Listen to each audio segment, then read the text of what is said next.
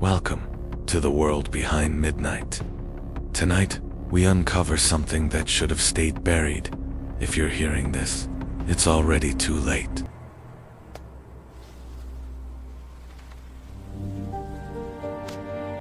American boots have walked German soil since 1945.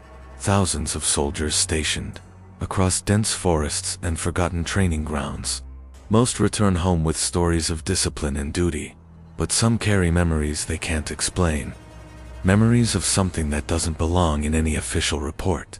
Tonight, 5 veterans break their silence about what hunts beneath the trees. The Grafenwar training area sprawls across Bavaria like a scar on ancient Earth. Over 200 square kilometers of hills, ranges, and woodland darker than any tactical manual warns you about. Sergeant Evan Johnson arrived there in spring 2019 with his recon team. He'd done 3 tours overseas, seen combat, earned his stripes, tracking insurgents through Afghan mountains. Nothing in his training prepared him for what waited in those German woods. The mission brief was standard. Night surveillance exercise. His team would establish an observation post deep in the training sector, while another squad attempted to locate them using thermal optics and night vision. Johnson and his men drove their vehicle to the drop point just after midnight. The forest swallowed them whole the moment they stepped off the road. Pine needles crunched under their boots. Their breath misted in cold air. Everything felt routine until they heard movement in the darkness ahead. Johnson raised his fist. His team froze. The rustling came from approximately 50 meters away, just beyond a dense cluster of spruce trees. Probably a deer, someone whispered. Johnson switched his night vision to thermal mode. The screen flickered green, then orange, and there it stood. A figure, humanoid, too tall, too thin. Its body heat signature glowed bright against the cold background, but something about its proportions made Johnson's stomach tighten. The limbs were elongated, the torso seemed compressed, and it stood perfectly still, facing their direction. Johnson signaled his team forward. They advanced cautiously, weapons ready, but not raised. As they closed the distance, the figure became clearer through their optics. Pale skin, impossibly pale. No clothing, ribs visible beneath stretched flesh. Its arms hung too long at its sides, fingers nearly reaching its knees, and its head tilted at an angle that no human neck should allow. For a moment, Johnson thought it might be part of the exercise. Maybe some poor private ordered to play a role in psychological warfare training. But that theory died when the thing moved. It didn't walk. It launched. 1 second standing motionless, the next hurtling into the forest with speed that defied physics. Johnson's team broke into pursuit without thinking. Training overrode fear. They crashed through undergrowth, their lights cutting through darkness as they chased something that moved like water through the trees. Johnson could hear his own breathing loud in his ears, could feel his heart hammering. And then the growl erupted from everywhere at once. The sound didn't come from a single direction. It resonated through the woods like the forest itself had found a voice. Deep, guttural, part animal, part something else. Johnson had heard wolves before, bears, big cats. This was none of those. This carried intelligence, malice. It was a warning wrapped in hunger. His team stopped running. They formed a defensive circle, weapons now raised. Johnson scanned the tree line with his thermal scope, but saw nothing. Whatever made that sound had vanished completely. They extracted from the sector at double time. Nobody spoke during the vehicle ride back. Johnson filed his report at 0400 hours, choosing his words carefully. Unidentified wildlife encountered during exercise. Recommend additional briefing on local fauna. 2 days later, he learned that his team wasn't the first. 3 other units had reported similar encounters over the past 18 months. Pale figures moving through the training areas. Impossible speed. Sounds that made grown men reconsider their career choices. The official response was always the same. Sleep deprivation, stress, overactive imagination. But Johnson knew what he saw, and more importantly, he knew what saw him back.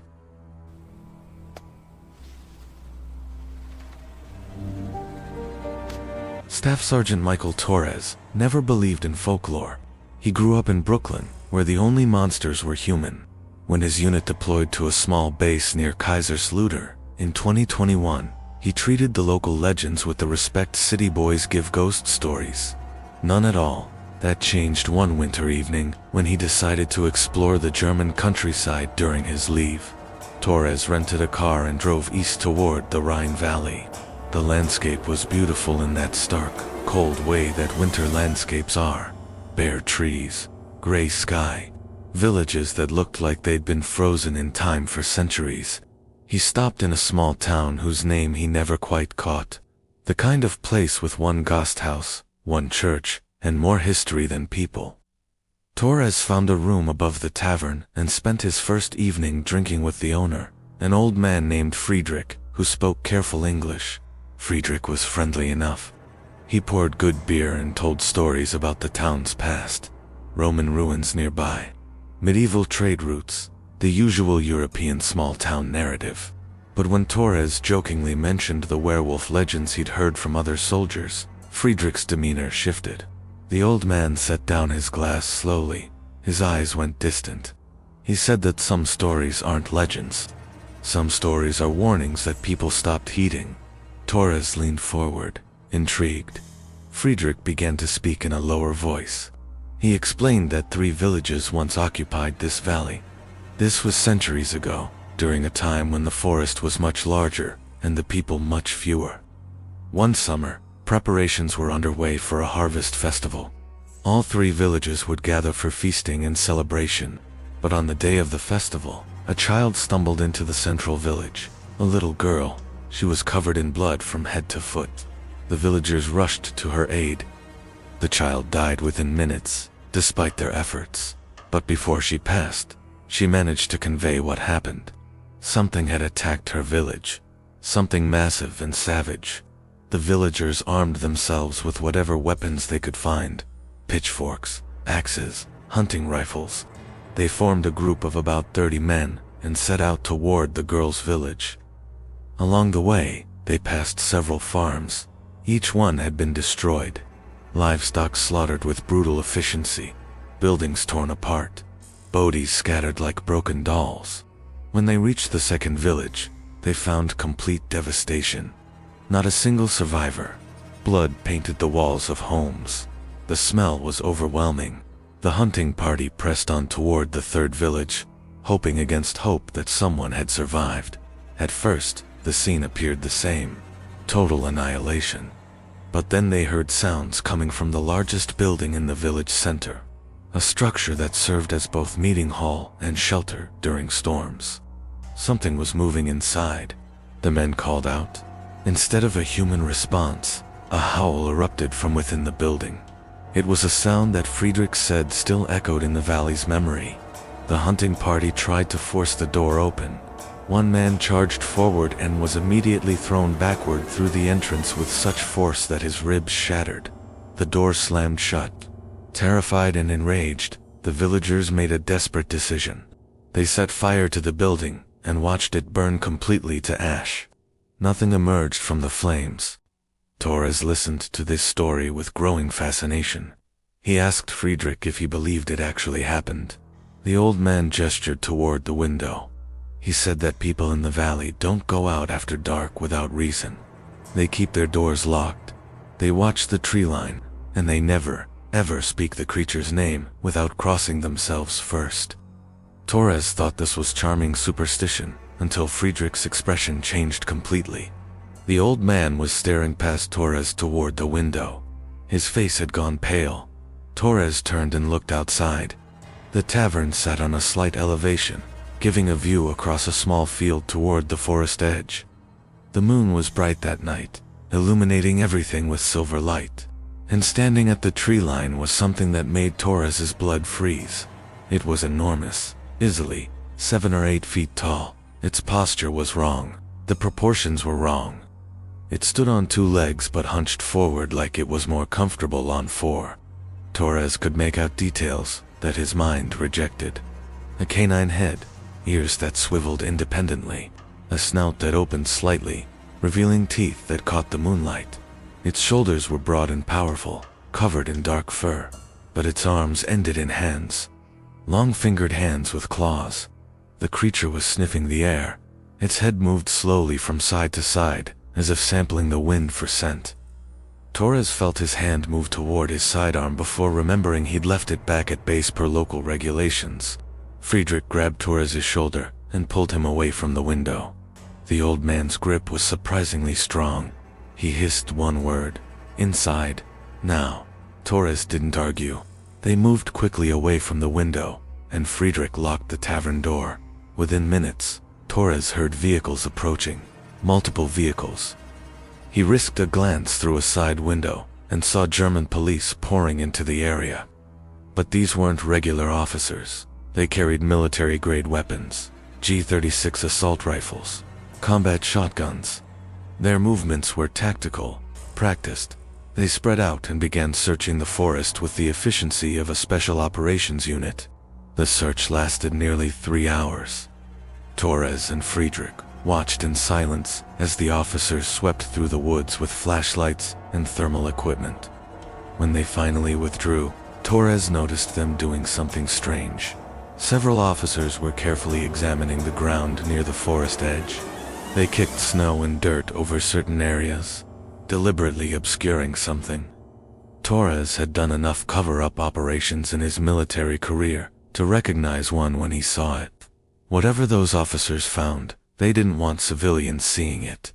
The next morning, Torres convinced Friedrich to accompany him to the forest edge. The old man was reluctant, but agreed. They found the area where the police had been most active. Most of the tracks had been covered or trampled beyond recognition. But they found one print that the officers had missed. It was pressed deep into partially frozen mud beneath a fallen log. Torres wore size 11 boots. This print was longer and significantly wider. The toes ended in distinct claw marks. Torres spent the rest of his leave exploring the area and talking to locals. Nobody would discuss the incident directly, but everyone seemed to know something had happened that night. He returned to base with more questions than answers. He filed no report. What would he even say? But he never forgot what he saw. And he never again dismissed the stories that older soldiers told about the German forests.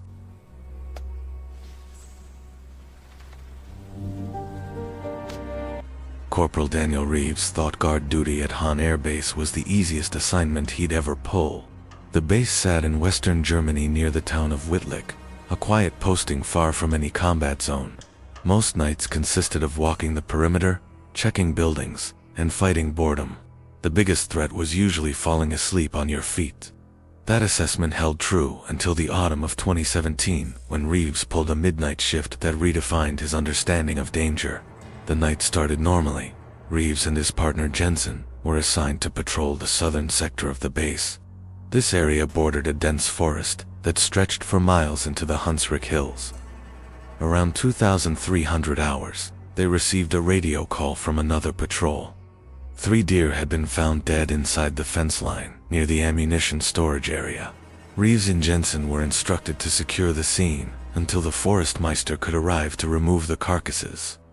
They reached the site within 10 minutes. The deer were scattered across maybe 30 meters. All 3 were adult does, and all 3 had been absolutely destroyed. Reeves had grown up hunting in Montana. He'd field-dressed dozens of deer in his life. He'd seen what bears and mountain lions could do to prey animals. This was different. The deer's throats had been torn open with surgical precision. 2 of them had their hindquarters completely eaten away. Internal organs were missing. The ground was soaked with blood. Jensen suggested it might be wild boar. Germany had a significant population of them, and they could be aggressive. Reeves was skeptical. He'd never heard of pigs eating deer. They radioed the incident to command, and were told to maintain position. That's when they heard it. A sound that Reeves initially thought was a truck engine in the distance. But it wasn't mechanical. It was organic. A low, resonant growl that seemed to vibrate through the ground itself. The sound came again. Closer, definitely inside the fence line. Reeves and Jensen drew their sidearms and activated their flashlights. The beams cut through darkness but revealed nothing.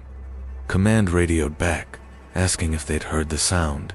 Apparently, several other patrols had reported it as well, Reeves confirmed. Command ordered all patrols to return to the security control point immediately and arm up with rifles. Something was on the base, something big. As Reeves and Jensen moved back toward the command post, they heard the growl a third time. This one was different, longer, more articulated. It sounded almost like speech, like some massive throat was attempting to form words it had heard but never understood. The two soldiers quickened their pace without quite breaking into a run. Training said maintain composure. Instinct said get to cover immediately.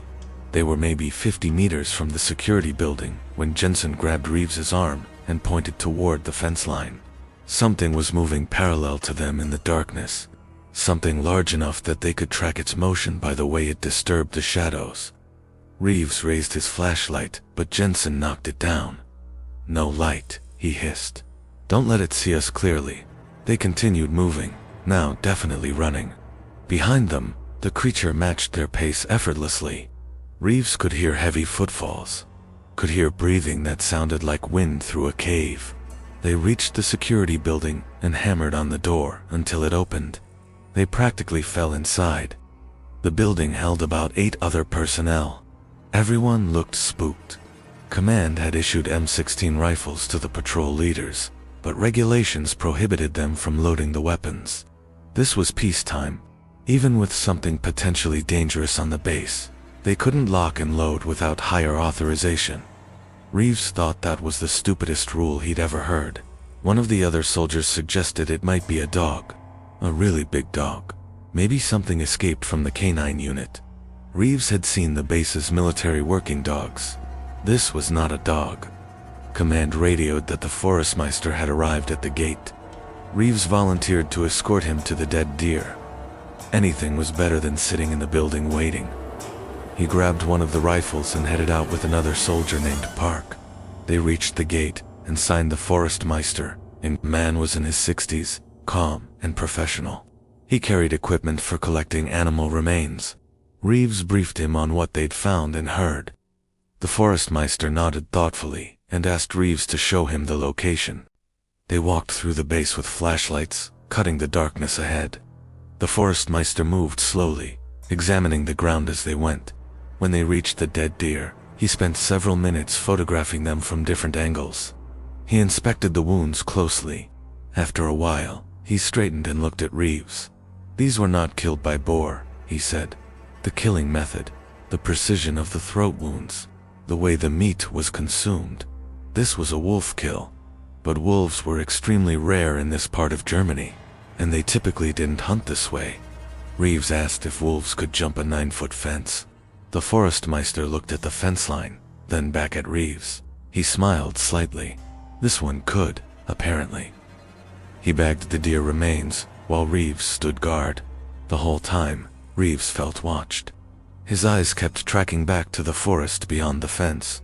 Shadows seemed to move independently of the wind, shapes that resolved into nothing when he focused directly on them. The Forestmeister noticed his tension and mentioned that animals could sense when predators were near. "It makes them nervous," he said. "Even human animals." They were loading the last deer into the Forestmeister's truck when one of the mounted patrols radioed in. It spotted something moving near the western fence line, a large canine. They were in pursuit. Reeves felt his stomach drop. He thanked the Forestmeister, signed him out, and headed back toward the western sector. Park was ahead of him, moving at a jog. Reeves could hear radio chatter as other patrols converged on the area. The western sector was more heavily wooded. Pine trees grew right up against the fence in several places, creating dark corridors between the buildings and the perimeter. Reeves reached the area and found 3 other soldiers standing in a loose formation, rifles raised but not aimed. One of them pointed toward the fence. "It went over," he said. "Right over the top. Didn't even slow down." Reeves approached the fence and looked up. 9 feet of chain link topped with razor wire. Nothing should be able to clear that. But the grass on the other side was disturbed. Something heavy had landed there and kept moving. Command ordered everyone back to the security building. The base commander wanted a briefing. As the patrols gathered, Reeves noticed that the canine handler had arrived with one of the military working dogs. The dog was a German shepherd, highly trained and normally fearless, but the animal was terrified. It pulled against its leash, trying to retreat to its kennel. The handler looked embarrassed and confused. He said he'd never seen the dog act this way. Reeves thought about what the forest meister had said. Even human animals sense predators. The briefing lasted until nearly 0400 hours. The base commander listened to all the reports with a carefully neutral expression. When everyone finished, he asked them to write up detailed incident reports for the record. One of the soldiers asked if they should mention the thing they'd chased. The commander was quiet for a moment. Then he said they should report that an unknown animal, possibly a large dog or wolf, had been spotted on the base. The forestmeister had removed 3 dead deer. All patrols remained vigilant. That was the official story. Reeves understood what wasn't being said. Nobody wanted to go on record claiming they'd seen something that couldn't be explained, especially not in the military where your psychological fitness determined your career. He wrote his report carefully, sticking to observable facts. Animal spotted, appeared canine, large size, moved quickly, jumped fence. Nothing about the sounds, nothing about the feeling of being hunted, nothing about shadows that moved with purpose. Just the facts. The next night, Reeves pulled the same duty rotation. Same sector. He wasn't happy about it, but orders were orders. Before heading out, he stopped at a small shrine on the road leading to the base. The shrine was old, maybe centuries old. Local legend said it marked the grave of something evil. A candle always burned at its center, supposedly keeping the evil contained. Reeves had passed it 100 times without much thought. That night, he made sure the candle was lit before continuing to his post. His patrol was uneventful. No sounds, no shadows, no dead animals. Just a quiet night in Germany. But Reeves never forgot what he'd encountered. And he never again doubted the stories that locals told about the forests. Some things, he learned, don't need scientific explanation to be real. They just need to be respected and feared.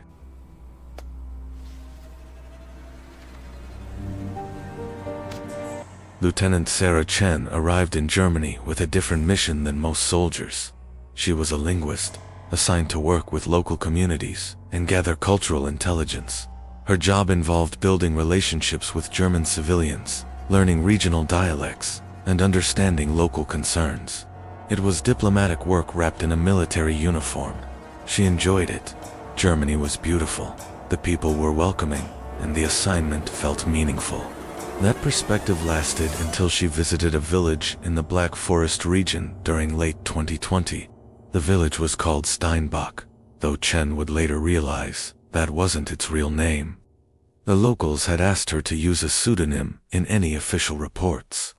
The village was small, maybe 300 residents, tucked into a valley surrounded by dense forest. Chen was there to discuss community relations with the local burgermeister, the mayor. The meeting went well. They discussed upcoming military exercises, noise concerns, and ways to improve communication between the base and civilian population. Standard stuff. After the meeting, the burgermeister invited Chen to dinner at his home. This was common practice. Building personal relationships was part of her job. She accepted. The dinner was excellent. Traditional German cooking, good wine, warm conversation. The burgermeister, wife, and teenage daughter joined them. They talked about everything from German history, to American movies, to the differences between European and American coffee. It was one of those pleasant evenings that made Chen remember why she'd joined the military. As dinner wound down, the daughter asked Chen if she'd heard about the Waldteufel. Chen's German was good, but she didn't recognize the term. She asked for clarification. The girl's parents exchanged glances. The mother said something sharp in dialect that Chen couldn't quite catch. The daughter looked down at her plate. The burgermeister cleared his throat and explained. Waldteufel meant forest devil. It was an old legend from the region. Just stories. nothing to concern herself with. But Chen was trained to notice when people were uncomfortable with a topic. She gently pressed for details. The Burgermeister was reluctant at first, but after his wife nodded permission, he began to talk. The legend went back generations.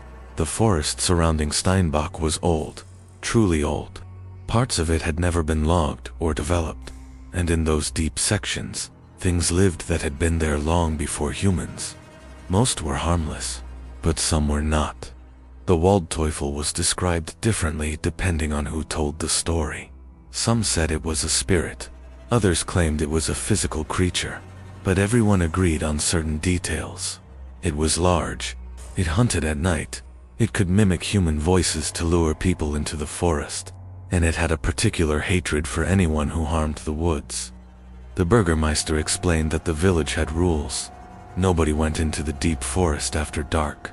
No logging in certain areas, ever. No hunting in the protected zones. The rules had been in place for centuries. Chen asked if anyone had actually seen this creature. The Burgermeister's face became very serious. He said that people used to see it regularly, decades ago, before the war. There were incidents, disappearances, but after World War II, the sightings stopped. The forest had been damaged during the fighting. Perhaps the creature left, or perhaps it died. For many years, people believed the Waldteufel was gone. The younger generation treated it as mythology. But recently, things had changed. The daughter interrupted. She said that 3 months ago, her best friend went missing.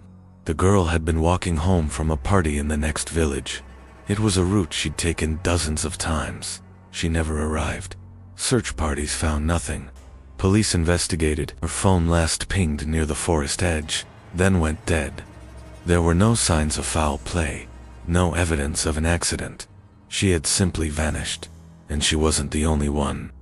2 other people had disappeared in the region over the past year, under similar circumstances. Chen felt her professional interest sharpen. Missing persons were a security concern. She asked if the police had ruled out human involvement. The Burgermeister nodded. Extensive investigation. No evidence of kidnapping or violence. The police were baffled, but the village elders weren't baffled. They said the Waldteufel had returned. The old rules needed to be enforced again. People needed to stay out of the forest at night. Nobody was listening to them. The young people thought their grandparents were superstitious. The conversation shifted to other topics, but Chen couldn't stop thinking about the missing girl. After dinner, the Burgermeister offered to show Chen around the village. They walked through narrow streets lit by old-fashioned lamps. The architecture was medieval, half-timbered houses, cobblestone paths. It felt like stepping back in time. At the edge of the village, the Burgermeister stopped. He pointed toward the forest that loomed beyond the last row of houses. "That is where the boundary lies," he said. "Past those trees, our authority ends." Chen looked at the forest. It was dark, profoundly dark. The tree canopy was so dense that even moonlight couldn't penetrate. She felt an instinctive unease, the kind of primal fear that evolution builds into humans. Fear of the dark, fear of predators, fear of the unknown. The Burgermeister noticed her expression. "You feel it," he said. "Good. That feeling keeps people alive." Chen tried to laugh it off, but the sound came out forced. They walked back toward the Burgermeister's house. As they approached, Chen heard something that made her stop. A voice, a female voice, calling out from the direction of the forest. "Hilf, help." Chen's hand moved instinctively toward her sidearm. The Burgermeister grabbed her wrist. "No," he said firmly. "Do not go toward that voice. Do not respond. It is not real." Chen stared at him. The voice called again. It sounded desperate, terrified. Every instinct in Chen's body screamed that someone needed help. The Burgermeister pulled her toward his house. His grip was iron. Inside. "Now we do not answer the forest when it calls." They hurried inside, and he locked the door. Through the window, Chen could see lights turning on in other houses. People had heard the voice too, but nobody went outside. Nobody went to help. The voice called several more times, each time sounding more desperate, more human. Then it stopped. The silence that followed was somehow worse than the calling. Chen spent the night in the Burgermeister's guest room. She didn't sleep well. In the morning, she asked what had happened. The Burgermeister explained that the voice was a trap. The Waldteufel could replicate human speech perfectly. It would call out in distress, luring people into the forest. Anyone who followed the voice was never seen again. The village had learned this lesson long ago. You could not trust sounds that came from the forest after dark, no matter how real they seemed. Chen returned to her base, deeply unsettled. She filed a report mentioning the missing persons cases and suggesting increased patrols in the region. But she left out the supernatural elements. They wouldn't have been taken seriously. Over the following weeks, she researched the area's history. The number of unexplained disappearances was statistically significant, far higher than comparable regions, and the pattern went back centuries. People vanishing near the forest, bodies sometimes found, usually not, always at night. 3 months after her visit to Steinbach, Chen returned for a follow-up meeting. The Burgermeister looked older, tired. He told her that another person had disappeared, a university student who'd been hiking in the protected forest zone despite warnings. Search and rescue found his backpack and phone near a stream. Nothing else. The forest had taken him. Chen asked what the authorities were doing. The Burgermeister laughed bitterly. The authorities don't believe. They think it's animals or accidents or voluntary disappearances. They don't understand that the forest is older than their institutions. Chen never saw the Waldteufel herself, but she heard it twice more during her time in Germany. Once while driving past a forest on a night patrol, a child's voice crying for help from the trees. Once while conducting interviews in another village, a man's voice calling her name from the darkness. Both times she followed the local wisdom. She did not respond. She did not investigate. She drove away, and she survived her tour in Germany with a profound respect for the things that lived in those ancient forests. If you felt the chill, if you've heard the call from the darkness, subscribe to The World Behind Midnight. We walk where the light ends. Subscribe to The World Behind Midnight before the next story finds you. Because in the darkness between rational thought and primal terror, we're the ones who keep the light burning. Stay safe out there. And whatever you do, don't look into the woods when the moon is full.